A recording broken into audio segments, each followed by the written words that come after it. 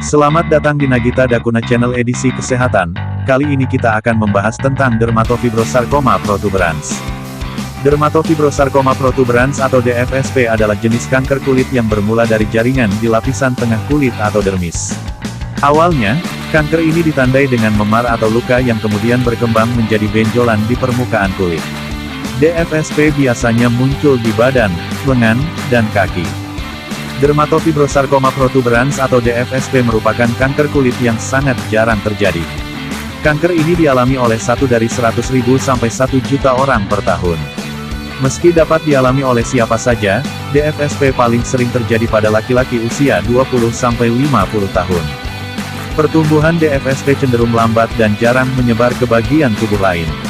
Oleh karena itu, penderita DFSP memiliki peluang kesembuhan yang tinggi. Sebaliknya, jika tidak diobati, kanker ini dapat tumbuh ke dalam lapisan lemak, otot, atau tulang, sehingga akan lebih sulit ditangani. Penyebab dermatofibrosarcoma protuberans. Dermatofibrosarcoma protuberans atau DFSP terjadi akibat perubahan atau mutasi pada gen COL1A1 dan PDGFB. Mutasi gen tersebut menyebabkan produksi sel menjadi tidak terkendali sehingga menumpuk di kulit dan membentuk sel kanker. Akan tetapi, belum diketahui secara pasti penyebab terjadinya mutasi gen tersebut. Faktor risiko dermatofibrosarcoma protuberans yaitu berjenis kelamin laki-laki, berusia 20-50 tahun, memiliki luka terbuka akibat terbakar atau operasi, pernah menjalani terapi radiasi atau radioterapi.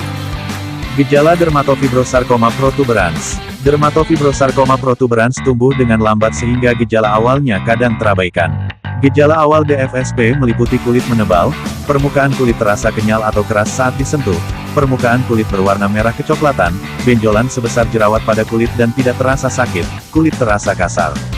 Gejala awal tersebut dapat berkembang selama beberapa bulan hingga beberapa tahun, tetapi pada wanita hamil cenderung berkembang lebih cepat. Dalam perkembangannya, keluhan yang dialami dapat berupa benjolan yang membesar dan membuat kulit semakin meregang. Kulit di tempat benjolan menjadi retak dan berdarah, warna kulit menjadi biru atau merah pada anak-anak, dan coklat kemerahan pada orang dewasa. Sebagian besar benjolan DFSP tumbuh di bahu dan dada, tetapi sebagian kecil dapat muncul di kepala atau area leher. Gejala lebih parah dapat timbul saat kanker menjadi benjolan yang lebih besar. Kapan harus ke dokter? Lakukan pemeriksaan ke dokter jika Anda mengalami perubahan pada kulit seperti yang telah disebutkan di atas. Namun, perlu diketahui, keluhan tersebut juga dapat menandakan kondisi medis lain. Oleh sebab itu, pemeriksaan sejak dini sebaiknya dilakukan untuk mendapatkan diagnosis yang akurat. Diagnosis dermatofibrosarcoma protuberans. Untuk mendiagnosis dermatofibrosarcoma protuberans, dokter akan melakukan tanya jawab mengenai gejala dan keluhan yang dialami pasien, serta riwayat kesehatannya. Setelah itu, dokter akan menjalankan pemeriksaan fisik, terutama pada area kulit yang mengalami gejala.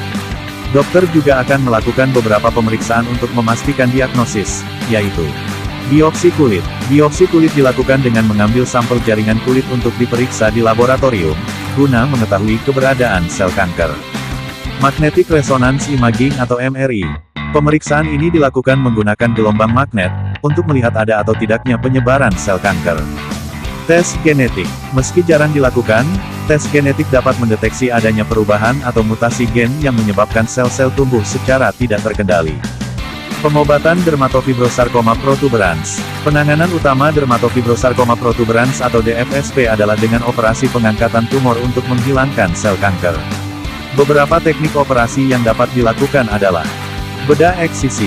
Prosedur ini dilakukan untuk mengangkat kanker pada kulit dan jaringan kulit sehat yang berada di sekelilingnya. Prosedur ini dilakukan untuk memastikan semua sel kanker terangkat. Bedah Mohs. Teknik ini dilakukan dengan mengangkat sel kanker dan sedikit jaringan sehat di sekitarnya. Pada bedah Mohs, jaringan yang diangkat lebih sedikit dibanding pada bedah eksisi. Dokter juga bisa meneliti tepi jaringan yang dipotong dengan mikroskop, untuk memastikan tidak ada sel kanker yang tersisa.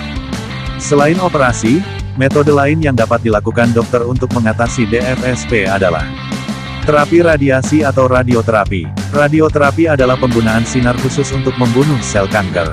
Terapi ini dilakukan saat lapisan yang mengandung sel kanker tidak dapat diangkat seluruhnya melalui operasi. Terapi target. Terapi target dilakukan pada pasien yang tidak bisa menjalani operasi.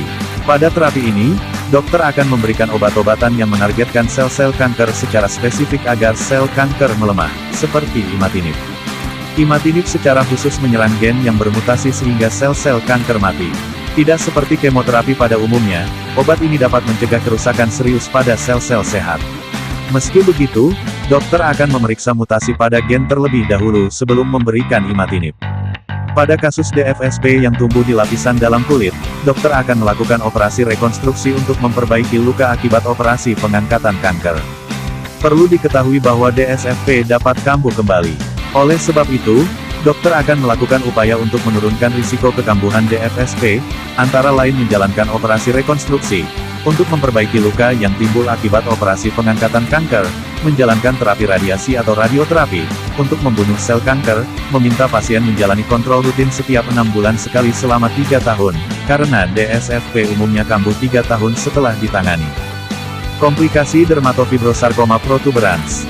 Jika tidak ditangani, dermatofibrosarkoma protuberans atau DSFP dapat menyebabkan komplikasi berupa penyebaran sel-sel kanker ke jaringan, otot, lemak, atau tulang di sekitarnya. Selain itu, sel kanker juga bisa menyebar ke organ tubuh lainnya, seperti paru-paru, otak, jantung, atau kelenjar getah bening. Pencegahan dermatofibrosarkoma protuberans. Dermatofibrosarkoma protuberans atau DFSP sulit dicegah, karena penyebabnya belum diketahui.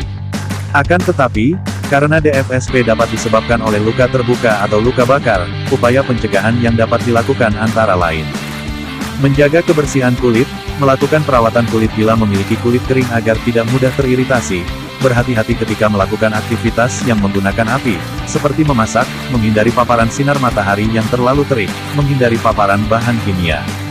Salam sehat, sampai jumpa di video selanjutnya. Terima kasih.